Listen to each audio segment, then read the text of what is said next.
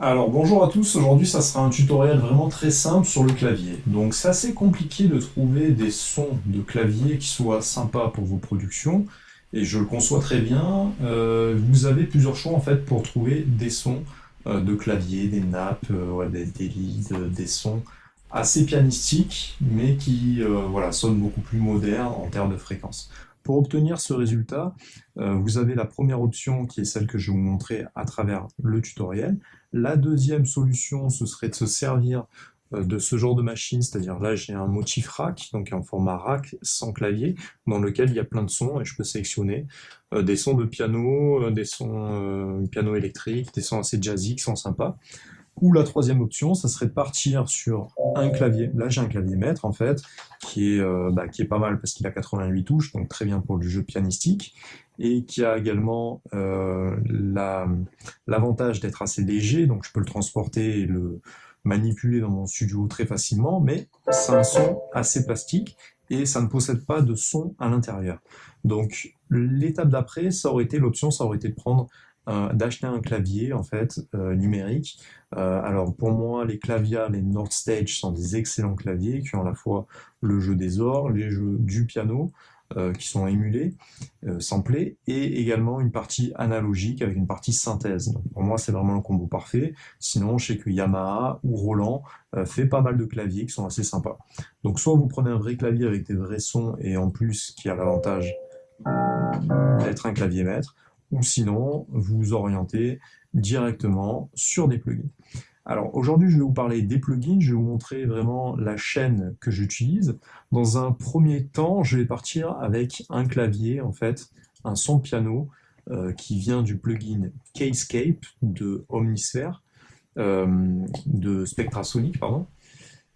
Et donc, le Keyscape, il est vraiment très bien pour les émulations de vrais pianos.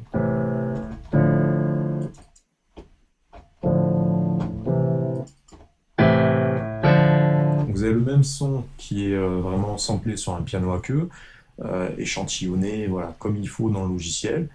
Ça demande une bonne ressource sur l'ordinateur, mais c'est des sons qui sont vraiment très réalistes. Et vous avez différents presets qui sont accessibles. À chaque fois, ça sonne vraiment très bien. Après, vous avez également voilà, des sons électriques de Rhodes, etc. Clavinet,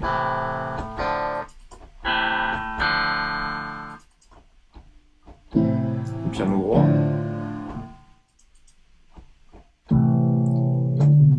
encore un Rhodes, des mots qui sont un peu plus déjoués, vous voyez, ou des associations.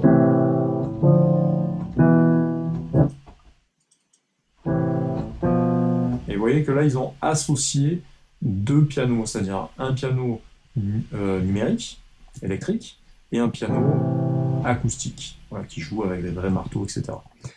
Donc, c'est un peu ce dont je vais venir vous parler dans ce tutoriel, c'est qu'il est intéressant, en fait, d'utiliser une composition de deux plugins, c'est-à-dire un plugin qui serait 100% sur le jeu pianistique, donc je vais revenir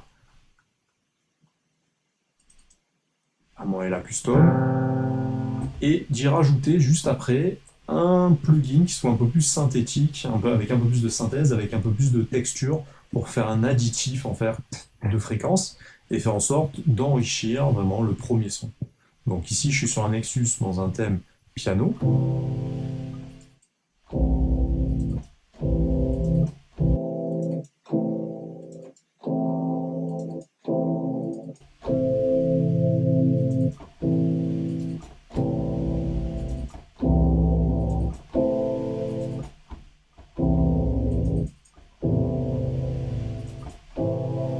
Et j'ai volontairement rajouté un autofilter qui va filtrer la moitié des fréquences. Donc si j'ai toute la plage,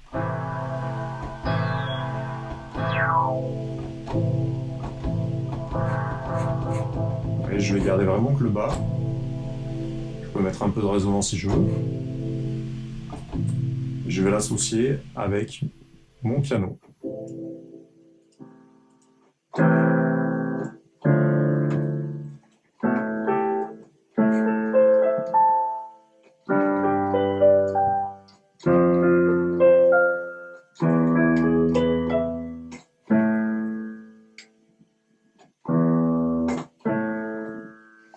avec la composition est vraiment très bien. Sinon, il existe également d'autres plugins, hein. Vous avez l'intérieur de Contact, vous avez le Gentleman, le Grandeur, le Maverick, le Giant aussi, qui est vraiment très sympa. Je vous fais écouter ça. Voilà, on est sur le Gentleman par exemple. Vous pouvez suivre la formation sur Contact et sur les émulations d'instruments acoustiques à l'intérieur de la section Play MAO. La formation est vraiment très bien pour vous expliquer en détail comment ça fonctionne.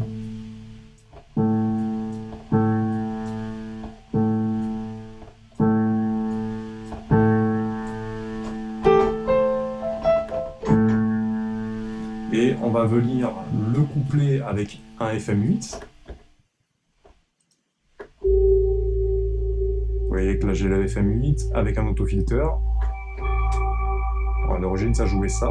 Donc vous comprenez que c'est assez compliqué d'associer un son comme ça texture avec un son de clavier. Mais en rajoutant les deux ensemble,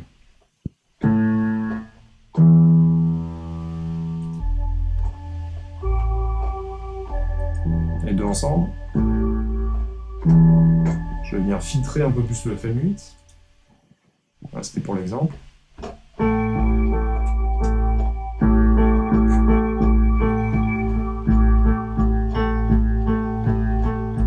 là, on est pas mal, on a quelque chose qui a beaucoup plus de...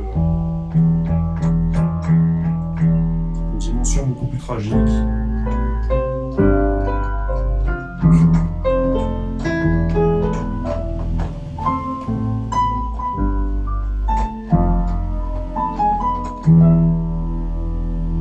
Donc retenez que voilà, en associant vraiment un synthé pur qui va être filtré, c'est l'avantage numérique, on peut faire tout ça en temps réel, en l'associant avec un vrai piano, vous allez avoir la meilleure association des deux en fait, et je vous conseille plutôt de vous entraîner à mettre en pratique ce layering plutôt que d'aller à l'intérieur de chaque plugin pour passer chaque plugin, chaque preset en vue les uns après les autres. Voilà, c'est une méthode que je vous recommande pas forcément parce que vous allez perdre beaucoup d'inspiration avec cette méthode qui est rébarbative, tandis que si vous agissez encore une fois avec la connaissance et que vous trouvez deux plugins qui soient parfaits en combo, et vous aurez une base de travail qui va vous permettre d'avoir quelque chose directement d'inspirant, de qualitatif, et que vous allez pouvoir enrichir par la suite, éventuellement en modifiant un peu plus le plugin de synthèse que vous avez inséré en additif. Voilà, je vous donne rendez-vous pour les prochaines vidéos. N'hésitez pas à vous abonner et à activer la clochette des notifications. À bientôt, ciao.